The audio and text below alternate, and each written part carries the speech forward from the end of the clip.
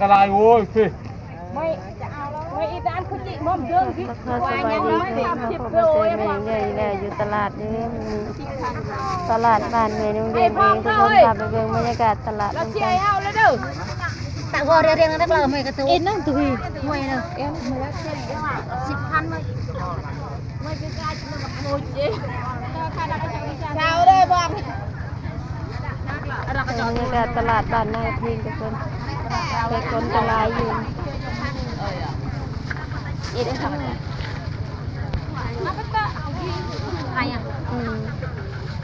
แล้วเว้ยเรียนเราชิโน่เรียนบริคือเจอหลับหลับยาในกรี บรรยากาศตลาดบ้านนาพิงแล้วทุกคนแข่งขันในเขตบ้านแม่นุ่งเรียนเองเดินทุกคนมาเจอแม่นุ่งเรียนอีกแล้วมาเจอแม่นุ่งเรียนอีกแล้วบรรยากาศตลาดนั่งกันเลยอย่าหาเบื่อกันเลยทุกคนเป็นกำลังใจแม่นุ่งเรียนในคนไร้กดเต้น จะใส่ใบกิ้วแม่ค่ะ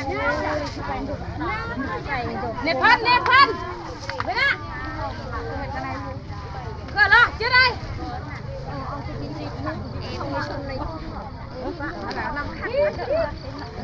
น้ำห้องอ่ะตัวแซงได้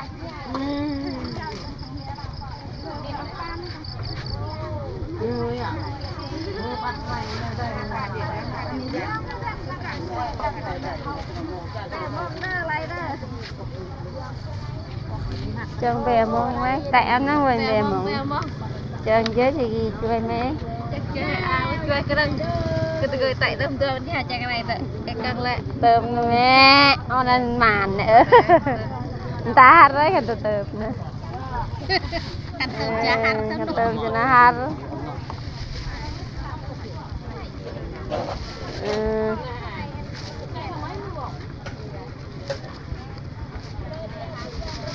Lệ bách 10,000 à? On nhuận kìa. Đây. Chào mong về đấy chả. Chào mong về đấy chả nè. เบิ่งบรรยากาศตลาดบ้านแม่โรงเรียนทุกคนเทคนกันหลายอยู่โอ้เพิ่นขายบ้านแม่โรงเรียนชวนเฝ้าลาวถึงเด้อทุกคนจะเว้าลาวถึงเด้อ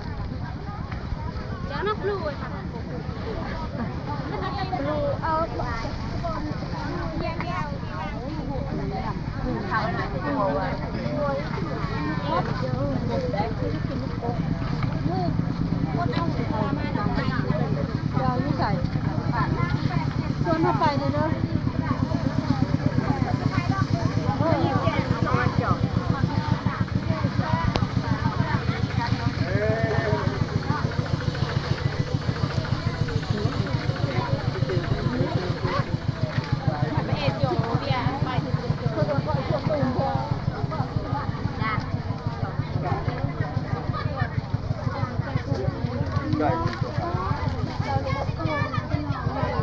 เอาไว้มันแหลกกันน่ะ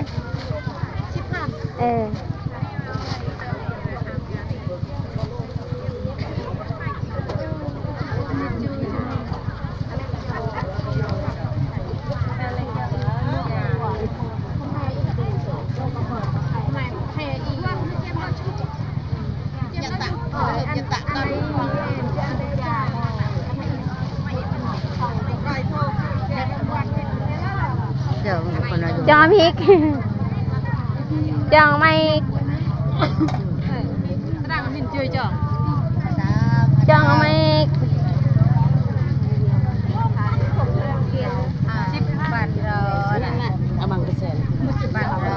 ใครไม่ข่าวอ่ะเราก็คุ้มกลุ่มเลยก็ไม่เจอคนจังอะไรเราขี้อ่อนปลายไปเลยลูกชั่วปรีเคอรี่ลูกปรีมาน้าเต้นนี่ไม่ไฟกุกเอาน้าเต้นนี่ไม่ไฟกุกเจ๊ลงเหอะเอ้ก็เอาไม้นั่นนั่นผ่าใช่ไหมเอามาเขาเป็นอะไรมาปลาคืออะไรมาเด็กตกปลาตกตั้งเจ้าต่อโยnhị mà này bị phê đây một thùng khởi một thùng chờ mấy người tăng mà tụi ra chợ chèm chứ có chồng tụi ra chợ bao mới chèm mà rồi em mà làm ăn tuôn thì chèm ชอบเบอร์เมียจุดตัวนี้ยันเคยจานหัวจะได้จุดทุยอิดจุดแจม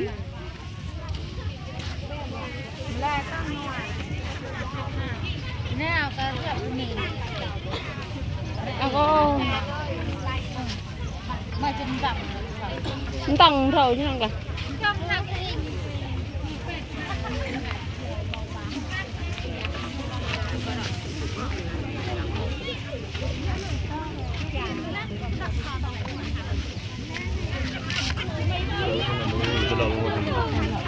ไปเดิมแล้วไปเจอเอา